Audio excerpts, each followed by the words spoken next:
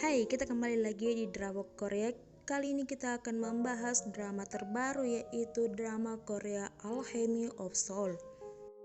Dari tayang perdana, drakor ini sudah menyedot banyak perhatian. Alchemy of Soul yang dibintangi oleh Lee Jae-wook. Episode pertama bermula dari salah satu orang kepercayaan raja, yakni Jang Kang, yang memiliki kelebihan untuk memindahkan jiwa seseorang. Meski memiliki kekuatan itu, Jang Kang tak ingin menggunakan kemampuannya semena-mena. Namun, komitmennya terpatahkan tatkala sang raja mulai menjemput ajal. Kala itu, raja meminta pada Jang Kang untuk bertukar jiwa selama 7 hari. Apa boleh buat, Jang Kang yang sebenarnya tak ingin melakukan penukaran jiwa pun harus rela melakukan hal tersebut karena sabda raja.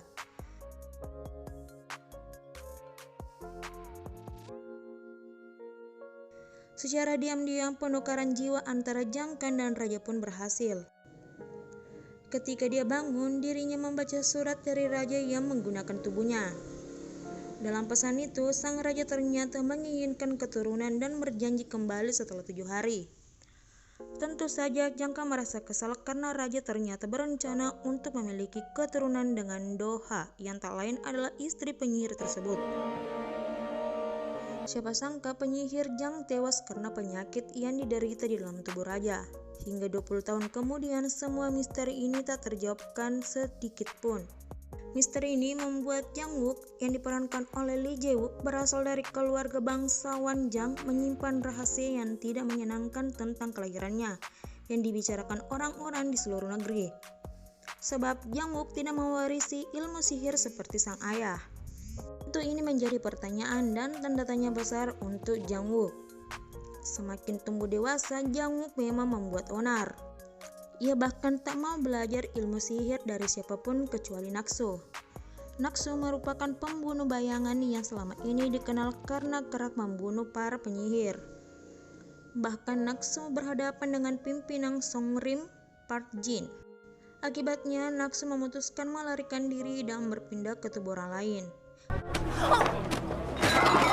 Sayangnya, Naksu tak mendapat izin dari semesta untuk memindahkan jiwanya.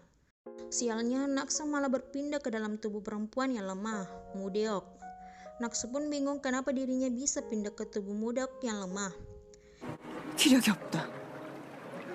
이 몸뚱이는 이것도 못 올라가는 건가? Hidup Naksu tak mujur ketika berpindah ke tubuh Mudeok yang menjadi manusia biasa dan hanya dijual ke tempat pelayan. Naksu merasa kesal dan ingin balas dendam kepada orang-orang yang menyiksanya ketika berada di tubuh Mudeok. Namun karena belum memiliki tenaga, ia pun hanya bergumam kesal. Saat di tempat pelayanan untuk istana, Naksu baru mengetahui jika ada penyihir yang disebut 4 musim ini memiliki marga Jang, Seo, Go, dan Jang. 진씨 집안의 영예, 여름에 활기가 넘치는 박씨 집안의 후계자, 황금빛 가을처럼 고결한 서씨 집안의 천재, 그리고 겨울 눈처럼 눈이 부시도록 빛나는 장. Pastinya turunan mereka pun mewarisi darah penyihir. Mendengar perkataan itu, Naksu pun teringat dengan masa kecilnya yang melihat 4 penyihir itu menyiksa keluarganya. Meski tubuhnya lemah, ia pun bergumam dan bersumpah kemanapun Naksu pergi, ke-4 musim itu akan gugur. Siapa kira perkataan itu pun rupanya bakal terpatahkan. Mudeok yang lemah itu pun akhirnya menjadi pelayan pribadi Jang Wook. Jang Wook bahkan terlalu usil terhadap Mudeok dengan memberi perintah-perintah yang tidak masuk akal.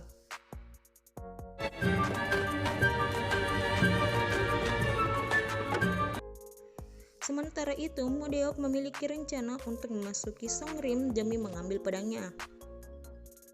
Mudeok pun berhasil masuk ke sana. Namun di Songrim sedang ada penyusup yang sepertinya adalah komplotan Naksu yang berusaha mengambil jasadnya. Sayangnya saat itu Mudeok ketahuan dan dikejar-kejar karena dianggap sebagai penyusup. Melihat Mudeok yang dikejar-kejar oleh banyak orang pun, Jang Wook berusaha melindungi Mudeok. Tanpa diduga, Jang Wook sepertinya tahu bahwa Mudeok adalah Naksu, sosok yang ia inginkan untuk dijadikan sebagai guru sihirnya. Lantas apakah Mudeok bisa membantu Jang Wook mengingat dirinya tak punya kekuatan sihir?